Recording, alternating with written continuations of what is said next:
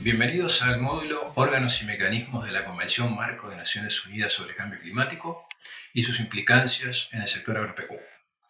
El objetivo de este módulo es comprender la relevancia de los órganos y mecanismos en el marco de la Convención, la naturaleza de su creación, su funcionamiento, los beneficios y las oportunidades para el diseño de las políticas públicas en el sector agropecuario y en la preparación de las comunicaciones y reportes nacionales. Estudiaremos los órganos que componen la Convención y cómo se da la relación entre estos para una mejor comprensión de cómo se aborda el tema de la agricultura y conocer los mecanismos que se han creado, sus competencias y compromisos de trabajo en las agendas previas a 2020 y post-2020 cuando se aplique el Acuerdo de París. El trabajo de negociación de las partes en la Convención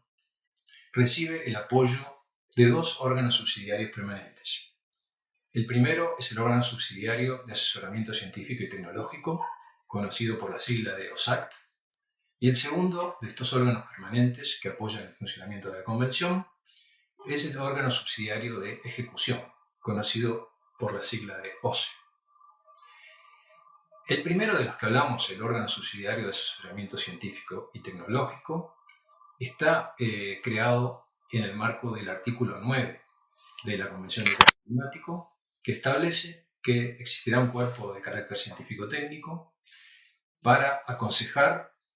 a otros órganos subsidiarios y a la COP con información precisa y oportuna sobre los asuntos relacionados con los temas científicos y tecnológicos. El OSACT se reúne 2 veces por año, desde que está funcionando la Convención, normalmente en mayo o junio, y luego, previo a la conferencia de las partes, cada año, en noviembre o diciembre, también se reúne con el objetivo de preparar los borradores de decisiones que la COP deberá considerar. La COP es el segmento político final de las reuniones que se realizan a fin de año. El OSAC trabaja con una agenda preestablecida y una vez concluidos los temas de la agenda, el OSAC eleva sus conclusiones, conocidos como borradores de decisiones, a la COP para su consideración, ajustes y correspondiente aprobación que finalmente las convierte en decisiones. Es importante remarcar que todas las decisiones de la COP y por ende también de sus órganos subsidiarios se realizan por consenso y que no existe la votación. El texto de la Convención en el mencionado artículo 9 define el rol específico de este órgano subsidiario tan importante en los siguientes 5 puntos. Primero, el mandato de SAFTA señala que debe proveer evaluación del estado del conocimiento científico relacionado al cambio climático y a sus efectos. El segundo punto que basa el trabajo de los OSACT refiere a la preparación de evaluaciones científicas sobre los efectos de las medidas tomadas en la implementación de la Convención. En tercer lugar, debe identificar tecnologías y conocimiento innovador, eficiente y actualizado, de manera de aconsejar sobre las mejores maneras y medios para promover el desarrollo y la transferencia de tales tecnologías. En cuarto lugar, este órgano se ocupa de proveer consejo sobre programas científicos, cooperación internacional, en investigación y desarrollo relacionado con cambio climático, así como en las maneras y medios para dar soporte a la creación de capacidades a nivel de los países, en particular en los países en desarrollo. Finalmente, el OSAC debe responder las cuestiones y las preguntas de tipo científico, tecnológico y metodológico que los otros cuerpos de la Convención le formulen. Veamos algunos de los temas de los que se ocupa OSAC en forma más detallada. Por ejemplo, son temas de OSAC la discusión de las guías metodológicas para la estimación de las emisiones y las remociones de gases de efecto invernadero, la elaboración de las reglas y las modalidades para instrumentos como el mecanismo de desarrollo limpio, llevar adelante el plan de trabajo de Nairobi sobre vulnerabilidades y adaptación, desarrollar reglas y modalidades para los comités de adaptación, transferencia de tecnología, redes de observación sistemática y otros. Dentro de OSAC hay una agenda específica para la agricultura. es decir, agricultura tiene un espacio propio dentro de la agenda de OSACT y allí se discuten los temas específicos de la agricultura. Pero es muy importante tener en cuenta que existen temas transversales de mucha importancia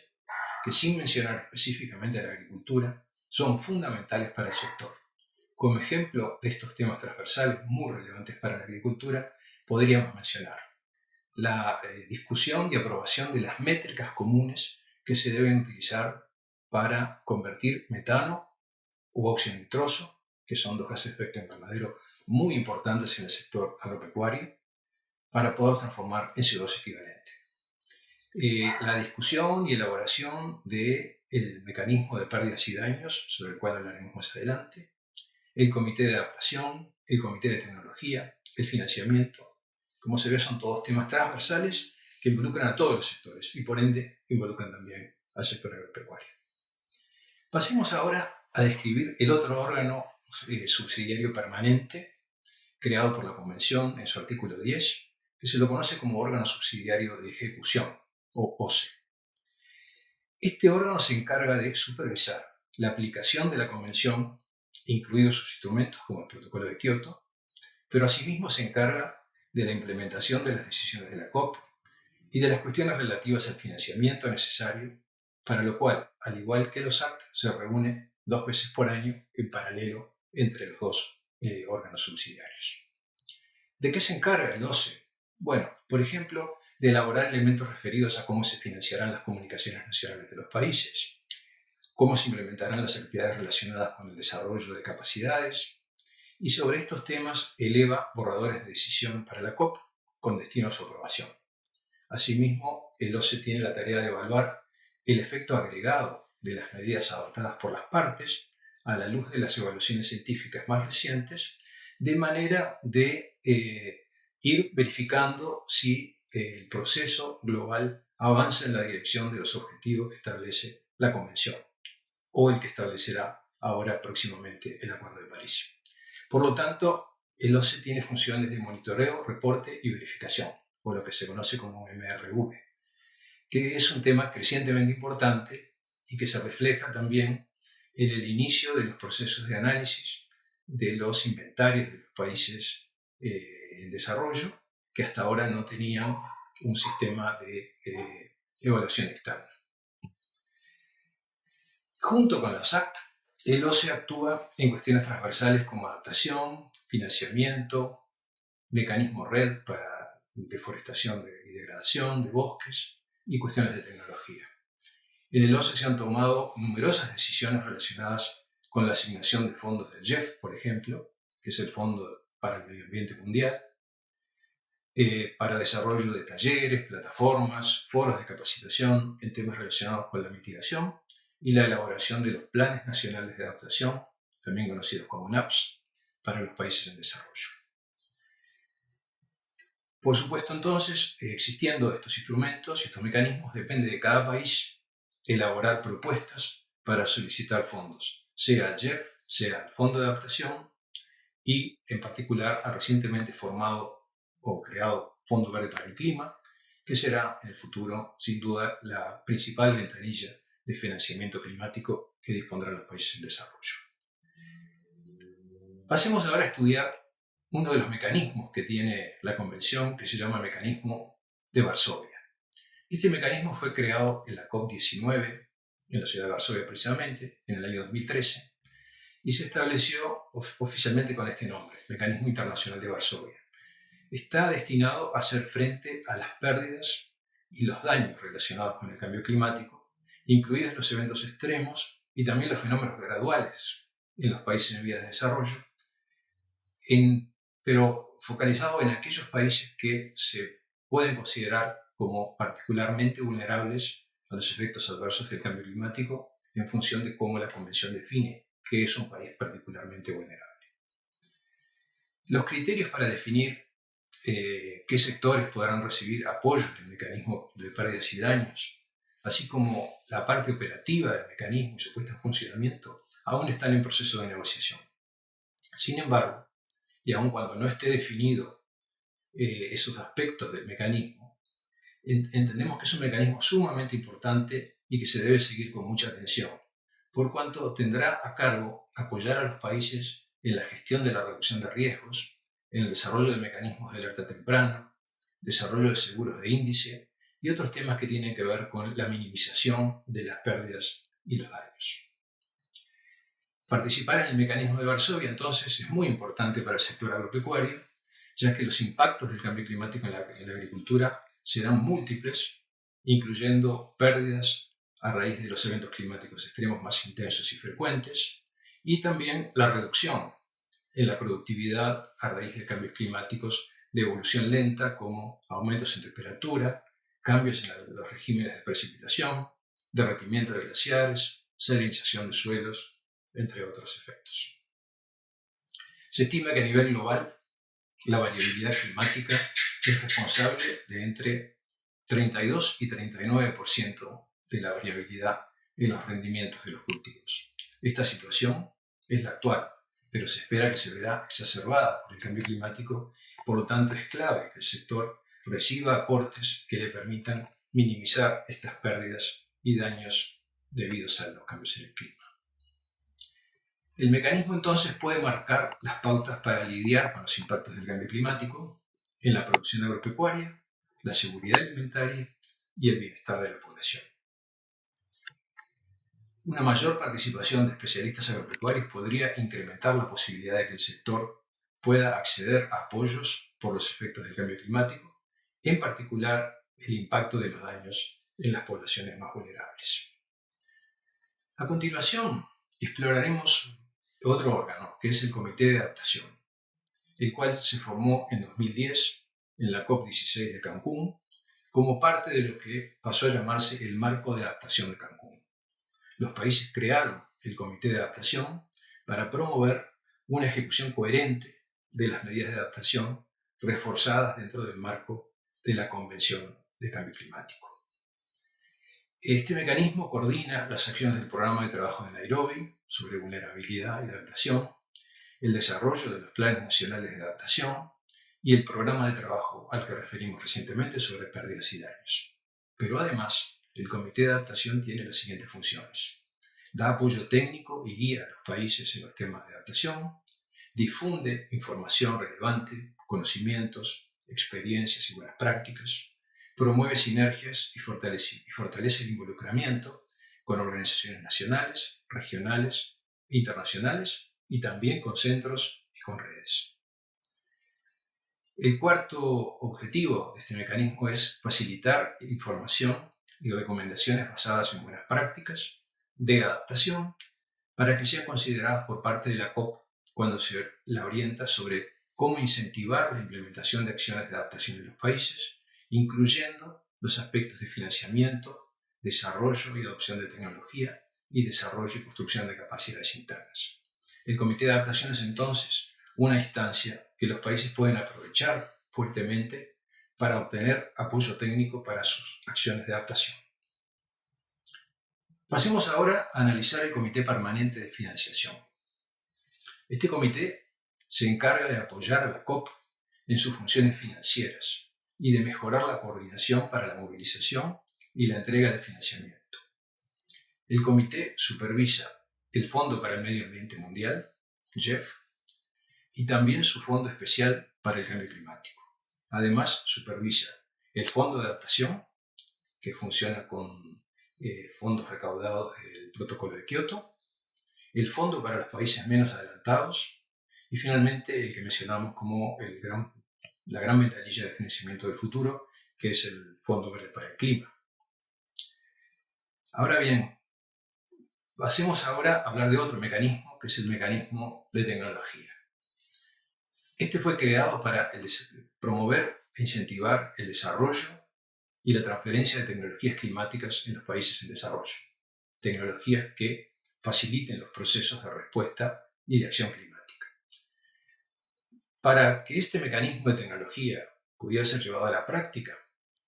e instrumentarse en la COP de Cancún en 2010, fueron creados dos cuerpos. Uno de ellos es el Comité Técnico Ejecutivo, integrado por 20 científicos de países en desarrollo y desarrollados, y el segundo, el que se conoce como CTCN, por su sigla en inglés, que es el Centro y Red de Tecnología Climática, que tiene por tarea precisamente la promoción y el desarrollo y la adopción de tecnología relacionada con las respuestas a los desafíos del cambio climático. Entendemos que una mayor participación en el mecanismo de tecnología puede aumentar el nivel de acceso a más herramientas tecnológicas que contribuyan a un sector agropecuario más resiliente y con menor intensidad de emisiones en la producción agrícola y ganadera, y también con secuestro de carbono en suelos y biomasa. Ahora nos referiremos a un órgano que no es permanente y que fue designado para preparar la entrada en acción del Acuerdo de París. Se lo conoce como Grupo de Trabajo Ad Hoc para el Acuerdo de París, o por la sigla de APA. Surge en la COP21 de París y su mandato es nada menos que preparar los borradores de decisiones concernientes a las reuniones de las partes que son signatarias y ratificantes del acuerdo. El APA ya tuvo su primera reunión en mayo de 2016 y en ella el resultado fue que se logró definir su agenda de trabajo para el mediano plazo. Esa agenda se comenzará a trabajar a partir de la reunión de Marrakech, incluyendo temas como las contribuciones nacionales determinadas o NDC, los temas de transparencia de los reportes, de manera de que la información pueda ser reportada en formatos verificables y sea robusta, un mecanismo para facilitar la implementación y el cumplimiento de las NDC por parte de los países, apoyando a los países a preparar sus NDC, y además se deberá negociar y acordar cómo se va a realizar el balance global que se debe hacer cada 5 años, de manera de saber si los esfuerzos agregados de las contribuciones nacionales determinadas de todos los países nos mantienen en la senda del logro de la meta planteada en el Acuerdo de París en clave de temperatura, que es que la temperatura, comparado con el inicio de la época industrial, no suba, o mejor dicho, se ubique por debajo de los 2 grados centígrados y, si es posible, no supere 1,5 grados. Tanto desde la perspectiva de la adaptación y la mitigación, la mayoría de los países y el mundo en su conjunto incluyeron el sector agropecuario en las INDC originales que se presentaron en el año 2015 antes de París. Estas INDC deberán ser transformadas a NDC y adquirirán un mayor grado de compromiso por parte de los países. Como el Acuerdo de París reconoce en el preámbulo que la producción de alimentos es particularmente vulnerable al cambio climático, las NDC representan, a nuestro modo de ver, una oportunidad extraordinaria para identificar las acciones de adaptación y identificar y cuantificar los medios de implementación que necesitan los países en desarrollo para lograr sus metas en clave de adaptación. Asimismo, las NDC pueden, en el caso de la agricultura, identificar oportunidades en las cuales la mitigación se pueda lograr sin reducir la producción de alimentos, o en los cuales las medidas de adaptación tengan también co-beneficios en clave de mitigación. Y para ello, para lograr estos beneficios en clave de mitigación, los países deberán identificar y cuantificar los medios de implementación que serán necesarios recibir de parte de los países desarrollados para aprovechar estas opciones que, como es claro y lo dice el artículo 2 y objetivo del Acuerdo de París, nunca deben amenazar o comprometer la producción de alimentos. Los planes y acciones estipuladas tendrán entonces un impacto en la manera en que avance el sector y, por lo tanto, los representantes de la agricultura deberían participar de manera activa en el proceso de toma de decisiones en el marco de la Convención. Para poder lograr las metas establecidas, será necesario canalizar apoyo técnico y financiamiento climático al sector. En síntesis, hemos repasado la estructura y funciones de los distintos órganos que componen la Convención. Hemos visto que la Convención tiene órganos subsidiarios permanentes que asesoran las decisiones que se deben tomar y que los 2 principales son el OSAC y el OSCE. Hemos visto también que la COP puede crear por periodos definidos órganos ad hoc que tienen una tarea concreta y actualmente el órgano no permanente más importante es el APA, que tiene la responsabilidad de reglamentar el Acuerdo de París. De esta manera, todo lo que se analiza para la elaboración de borradores de decisión que se someten a consideración de la COP puede afectar de forma directa al sector, y por eso es importante seguir las agendas de OSACT y OCE, al igual que la agenda del APA. También es muy importante estar consciente de la existencia de diversos mecanismos que hemos repasado y que ofrecen oportunidades para los países, como los mecanismos de tecnología, de transferencia de financiamiento, de adaptación y de construcción de capacidades. Mi recomendación final, entonces, es que es muy necesario que en las reuniones preparatorias nacionales y en las negociaciones internacionales mismas estén presentes los representantes del sector agropecuario para garantizar el acompañamiento del punto focal con los temas que previamente se han priorizado en las mesas de trabajo estratégicas intersectoriales. Por ello, los invito a estudiar de forma profunda los materiales de referencia y no subestimar ningún punto de las agendas. En todos los espacios podemos encontrar oportunidades para el sector. Muchas gracias.